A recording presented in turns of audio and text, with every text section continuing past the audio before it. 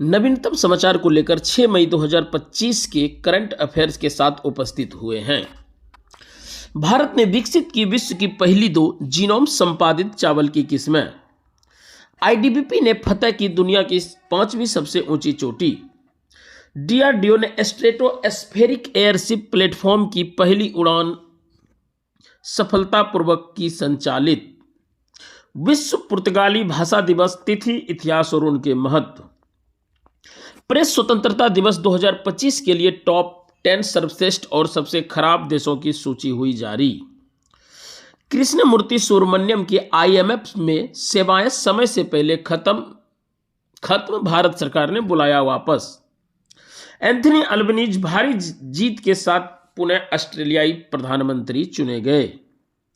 Lawrence bog ने Singapore के आम चुनाव 2025 में पीएपी को शानदार दिलाई जीत। अंगोला आईएसए में हुआ शामिल। भारत ने बगलिहार बांध के गेटों से चेनाब का पानी किया बंद। अब खबरें विस्तार से। भारत ने विकसित की विश्व की पहली 2 जीनोम संपादित चावल की किस्में। एक क्रांतिकारी विकास में भारत दुनिया का पहला देश बन गया जिसने जीनोम संपादित चावल की किस्मों का विकास किया, उन्हें आधिकारिक रूप से घोषित भी किया।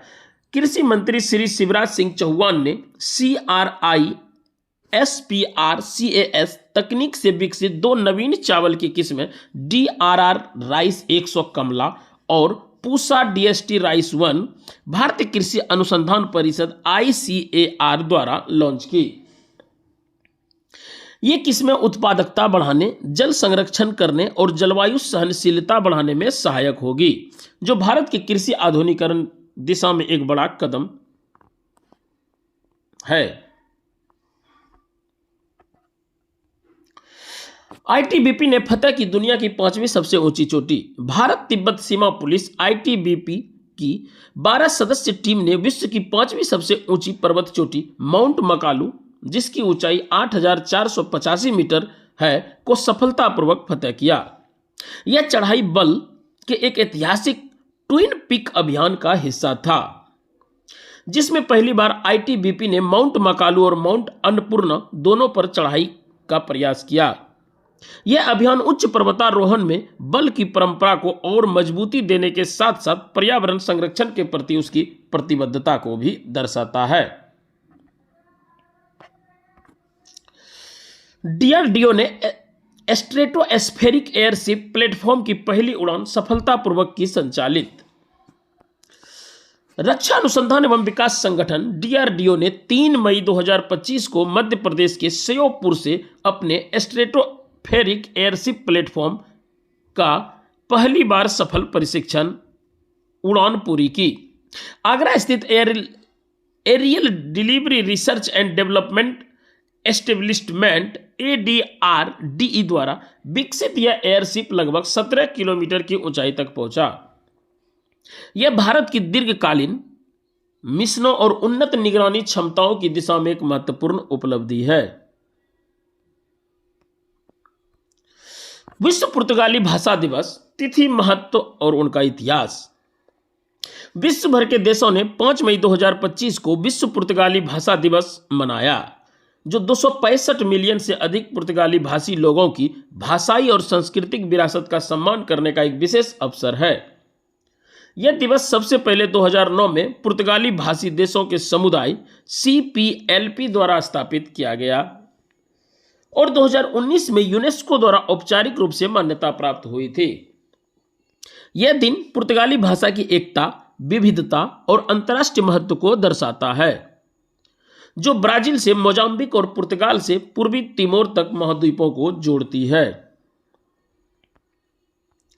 प्रेस स्वतंत्रता सूचकांक 2025 के लिए टॉप 10 सर्वश्रेष्ठ और सबसे खराब देशों की सूची हुई जारी। रिपोर्टर्स विदाउट बॉर्डर्स RSF द्वारा प्रकाशित 2025 का world press freedom index media पर वैश्विक दबावों की चिंताजनक तस्वीर पेश करता है। इतिहास में पहली बार RSF रिपोर्टर्स विदाउट बॉर्डर्स ने वैश्विक प्रेस स्वतंत्रता की स्थिति को कठिन स्थिति बताया है। जो यह दर्शाता है कि स्वतंत्र पत्रकारिता का स्तर गंभीर रूप से गिर रहा है।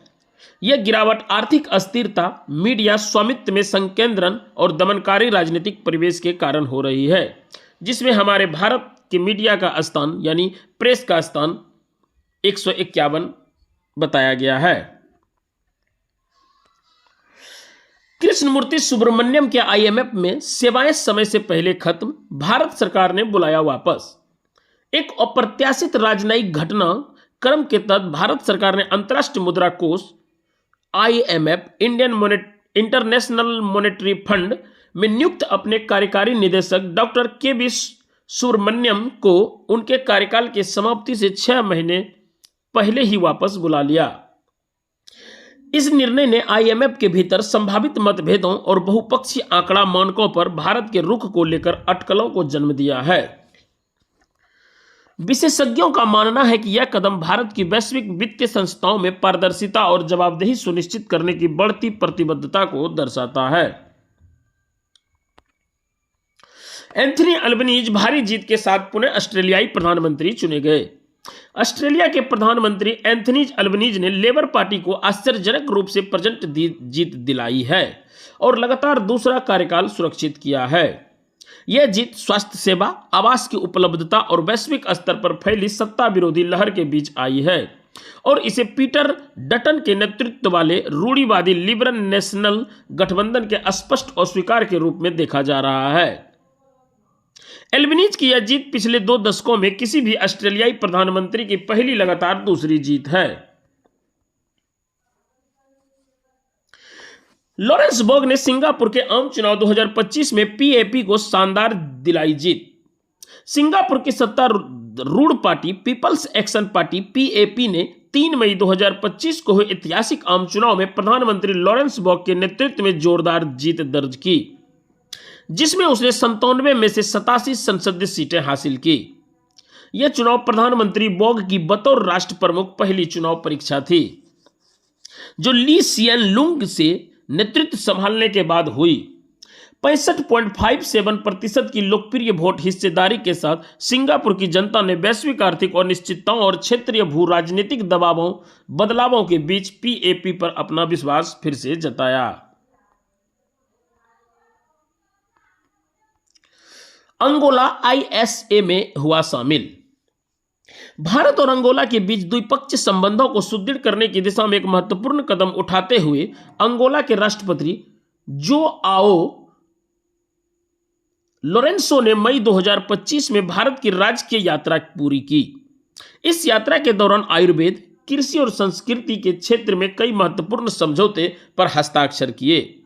साथ ही भारत ने अंगोला के रक्षा क्षेत्र के लिए 200 मिलियन अमेरिकी डॉलर की ऋण सहायता को मंजूरी दी।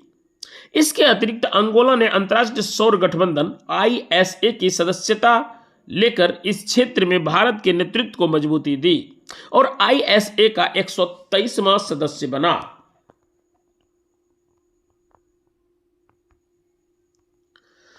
भारत ने बगलिहार बांध के गेटों से चेनाब का पानी किया बंद। राजनयिक और सामरिक तनाव में भारी वृद्धि के बीच भारत ने पाकिस्तान को चेनाब नदी पर बगलिहार बांध से बहने वाले पानी को तेजी से घटा दिया है और जल्द ही झेलम नदी पर किशन गंगा परियोजना से भी पानी की आपूर्ति रोकने की तैयारी कर रहा है। यह कदम पाकिस्तान द्वारा 3 मई 2025 को की गई बैलिस्टिक मिसाइल परीक्षण और 22 अप्रैल को कश्मीर के पहलगांव में हुए आतंकी हमले के बाद भारत द्वारा सिंधु जल संबंधी इंडस वाटर ट्रीटी को निलंबित करने के निर्णय के बाद उठाया गया है। यह घटनाक्रम भारत की जल कूटनीति और राजनीतिक प्रतिक्रिया में एक नए सख्त रुख का संकेत देता है।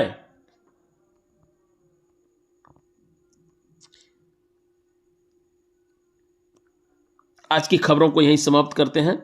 मिलते हैं कल नए खबरों के साथ। धन्यवाद।